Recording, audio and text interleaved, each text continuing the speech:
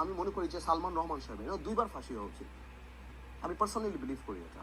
এক হলো এই দেশে অর্থনৈতিক রাষ্ট্রদ্রোহিতার জন্য, ইকোনমিক রিজনের জন্য। উনি শেয়ার মার্কেট থেকে আরম্ভ করে, ব্যাংকিং সেক্টর থেকে আরম্ভ করে, গভর্নরও উনি ছিলেন বাংলাদেশ ব্যাংকের, এবং অর্থমন্ত্রী উনি ছিলেন। লোটাস কামালে শুধু বসার একটা মাঝে মাঝে একটা লোক, কিছুই না, কিছু টাকা পয়সা আদম টাদম করে কামাই করতে, সব কিছু উনি করে বাংলাদেশের ইকোনমি ধ্বংস করে দিয়েছেন একদম। সেই 96 থেকে আরম্ভ, উনি কিন্তু এই ব্যাংকই খায়নি, উনি শামিলা বাহারাইনের ব্যাংকও খেয়েছে, 49 মিলিয়ন ডলার, লন্ডনে ব্যাংক খেয়েছে, ওনার অভ্যাসই তাই।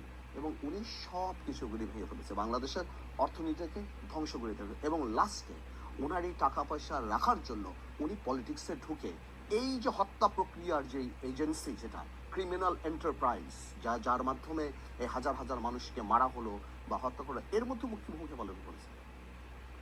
সো ওনার দুটা মামলা হয়েছে, ট্রাস্ট মি। উনি এই যে আনিসুল হক সাহেব, কি দরকার আপনার বাবা এত নাম করা একজন লয়ার, আপনার দরকার কি একটা চেম্বার খুলে, আমি নাম বলবো না, ওনার একটা চেম্বার আছে, উনি উনি ওই চেম্বারে আপনি টাকা দিলেই সিএমএম কোর্ট, মহানগর আদালত আপনার বেই। আমি উকিল সবাই জানে বাংলাদেশের, সবাই প্রতিদিন 2 কোটি 3 কোটি টাকা কামাই করে প্রতিদিন। আমি আপনাকে একটা উদাহরণ দেবো, আপনি অবাক হয়ে যাবেন। আমার সাথে একটা ছেলে অ্যারেস্ট হলো, ডেভিড নামে একটা সাধারণ ব্যবসায়ী ভাই, সাধারণ, কিচ্ছু জানেন না, আমার সাথে অ্যারেস্ট হয়েছে।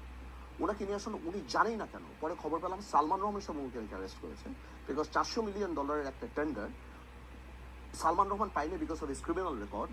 ডেভিড পেয়েছে ডেভিডের ক্রিমিনাল রেকর্ড করানোর জন্য, এবং সেই ডেভিডকে অ্যারেস্ট করে 5 দিনের রিমান্ড দিয়ে নেগোশিয়েট করে এই লোকটা, আমি উনি একই বিছানায় থাকতাম, উনি আমাকে বল, তার কাছ থেকে এই যে আপনার ডিবি হারুন লেকশোর হোটেল, আমি এই অনুষ্ঠানে বলছি যে লেকশোর হোটেলের ভিডিও নিয়ে আসা উচিত এই মুহূর্তে, যে গত 1 মাসে ওখানে কত নেগোসিয়েশন হয়েছে রাত 11টার পরে, তার কাছ থেকে টাকা নিয়ে আনিসুল হকের চেম্বার দিয়ে বেল নিয়ে নিল।